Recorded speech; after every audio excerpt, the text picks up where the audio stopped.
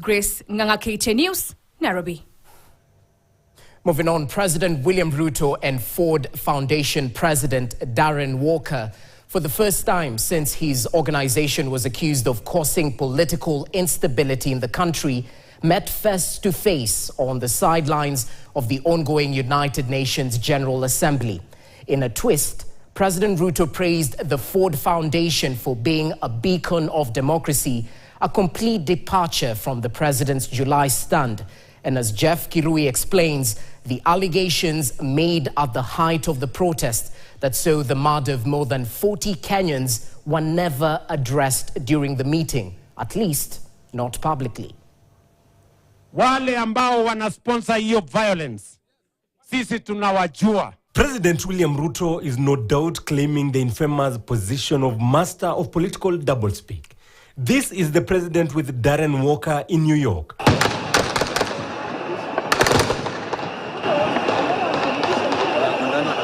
Walker is the man Ruto accused of funding anti-government protests back in July. Mimi nataka niulize watu wa Ford Foundation watuambie hiyo pesa wanatoa ifanye fujo ndio wapate faida gani? The protest that Walker allegedly funded was so bad that parliament was breached and more than 40 protesters were killed, while hundreds more were injured.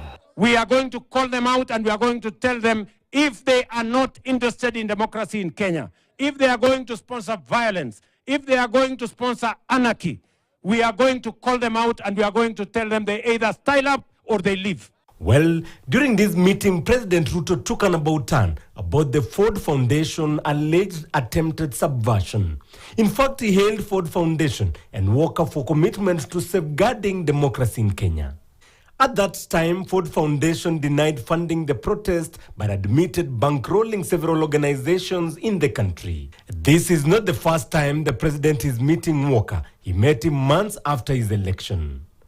The government, through the Foreign Affairs Principal Secretary Korir Singh Oye, then wrote a letter to the president of Ford Foundation where he listed 16 NGOs purported to have received funds from the foundation to the tune of 752 million shillings between April 2023 and May 2024, with an unexplained expedited funding of 194 million shillings, whose recipients the government was confident were at the center of the anti-government protests. Sisi tunawajua, and I want to call out those who are behind the anarchy in Kenya, those who are behind the sponsoring the chaos in the Republic of Kenya.